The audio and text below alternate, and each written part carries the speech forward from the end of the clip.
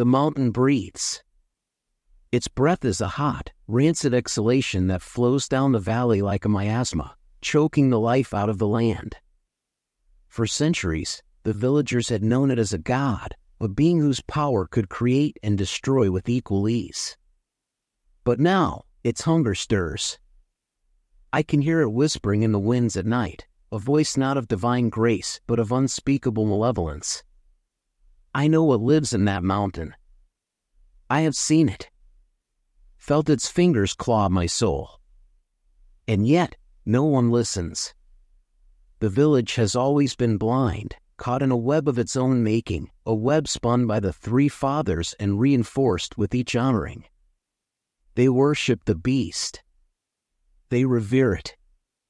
But what they don't understand is that it doesn't seek to be honored. It craves flesh, blood, and fear. What lives in the mountain has been there for more than tens of thousands of years, long before the village was built. Many believe it to be a god with the power to create and destroy life, delicately balancing the world on its fingertips. As someone who has seen its true form, I can't remain silent. I've taken to the soapbox and shouted the truth, but no one believed me. I've heard them scathingly call me behind my back, the heretic, old witch, and every word synonymous with beast. When the first families settled on the uninhabited land, they found the soil to be rich and fertile, and the land teeming with animals. However, the god in the mountains soon made its presence known. First, the ground began to rumble, strong enough to shake the houses and knock plates from the shelves, and cause furniture to shift from its proper place. Then, a gust of wind blew through the village, carrying with it the foulest stench they'd ever smelled. Finally, the vegetation withered, and the animals dropped dead one by one, frothing blood from their mouths. Terrified by these events, the villagers sought answers and refuge in the church.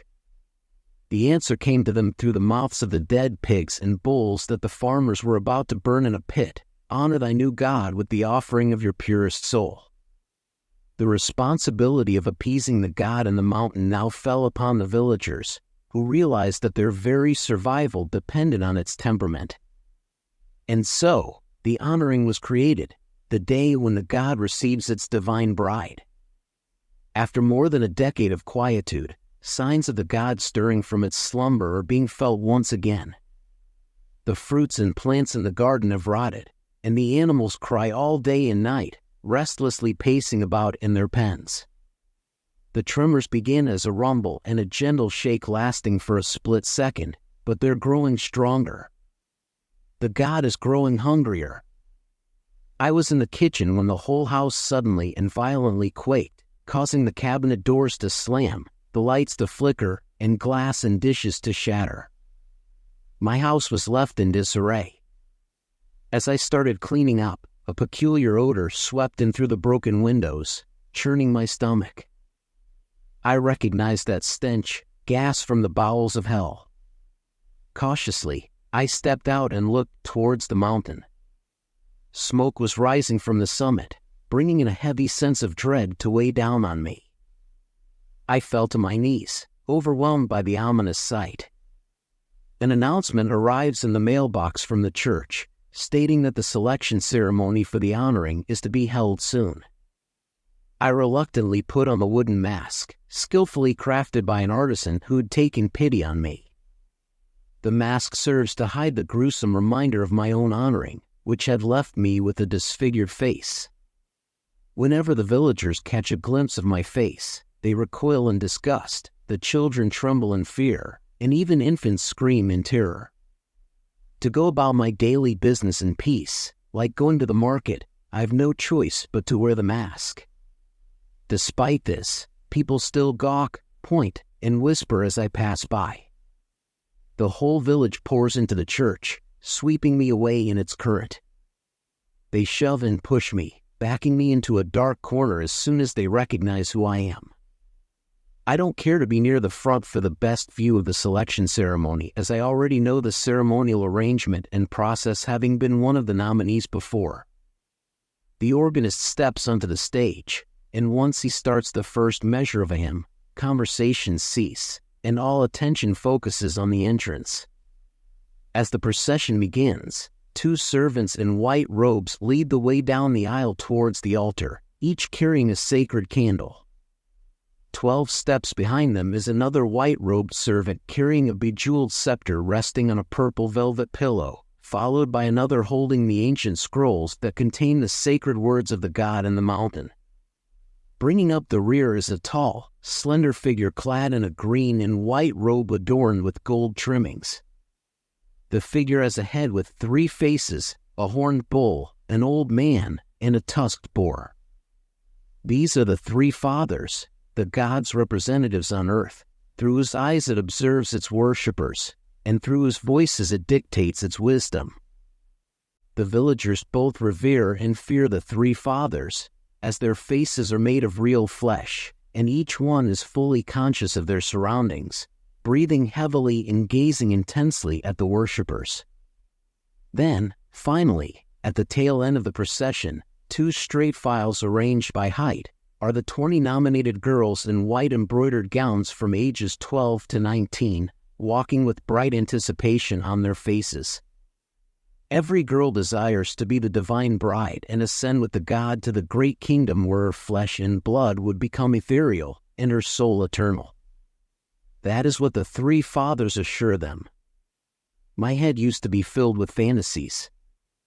As I listened to the tales of the God in the mountain over the years, my curiosity turned to fascination, and fascination transformed into an intense love that made my soul feel as though it was ablaze. I became bitter towards the other girls who also dreamed of being chosen. I thought to myself, only I can be the one. Looking back, it was foolish to think that way. But that was how it was. Those emotions were stirred up by our own flesh and blood, particularly our mothers, who sized us up and compared our charms and complexion. They scrutinized whose skin was fairer and smoother, whose hair was silkier and darker, or whose figure was slimmer. The women of the village relished each other's gossip like glasses of wine. The more they drank, the drunker and giddier they became. The honoring brings out the worst in us. I recall how jealousy reared its ugly head when rumors circulated that the 3 fathers planned to bestow the title of divine bride on another girl instead of me. My confidence was shattered. I was convinced that I was the one chosen. My mother, a devoted servant of the church, was sure of it too. She had overheard the nuns whispering about the 3 fathers being captivated by the girl's untamed beauty and innocence. Wherever she went, heads turned. She was the kind of beauty that the God in the mountain coveted. The 3 fathers attested to this. They knew what the God desired. There was no doubt in my mother's mind that the untamed beauty they were referring to was me. She showed one of the nuns a photo of me, which the nun plucked out of her hand and brought to the attention of the 3 fathers. Soon after, I was summoned to the church for a proper evaluation, as the nun put it. They led me into a dark chamber behind the altar where the 3 fathers were waiting. Although I had attended Mass many times before, it wasn't until that day that I saw the high priest up close. They told me not to be afraid and to come closer so that they could see me better. A pair of long twig-like arms with folds of loose, wrinkly skin hanging off the bones reached out of the darkness and with their gnarled fingers took hold of my arms, reeling me closer. The 3 faces were so close to me that I could feel the hot breath of the bull and see the short bristles of hair on the boar's chin. The single candle in the room illuminated the blackened eyes of all 3 faces. The boar sniffed my face with its wet snout. The bull flicked its long black tongue at my cheek. The old man grinned, his mouth salivating. "What a wild beauty you are." "Yes, yes." "A wild beauty," the boar chimed in. "The God will be pleased," the bull added. Soon after, I was listed as a nominee for the selection ceremony, but I couldn't ignore the rumors about another potential divine bride with a wild beauty. If true, My mother was convinced that the church would be making a grave mistake by not selecting me. We were determined to secure the title of Divine Bride for me, but time was running out as the selection ceremony was fast approaching. In a matter of hours, my mother devised a plan, though she didn't reveal the details to me. I had to trust her and follow along, which I did without hesitation. As the organist reaches the end of the score, they loop back to the first measure and repeat until the procession arrives at the altar, and the candles are placed on the altar table. I inch my way up towards the front, trying to get as close as possible. Some attendees, throwing me a look of disgust, quickly move aside to avoid touching me.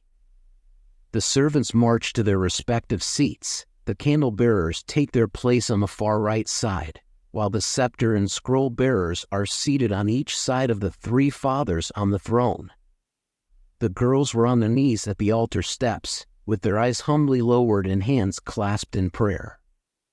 Their families watch from the front row pew, looking proud yet anxious. Among them is the mother of a deceased girl. Now, it is her niece who has joined the ranks of bridal candidates. Our eyes meet. She scowls and tears her gaze away. Though more than a decade has passed since the incident, and with no evidence found of foul play, the hate she harbors for me is still raw. She suspects that the death of her daughter was my fault. My mother's plan was for me to sabotage the other girl with a wild beauty who was also attending the ceremony that night. When the girl stepped outside for fresh air, my mother told me to run after her with a stick.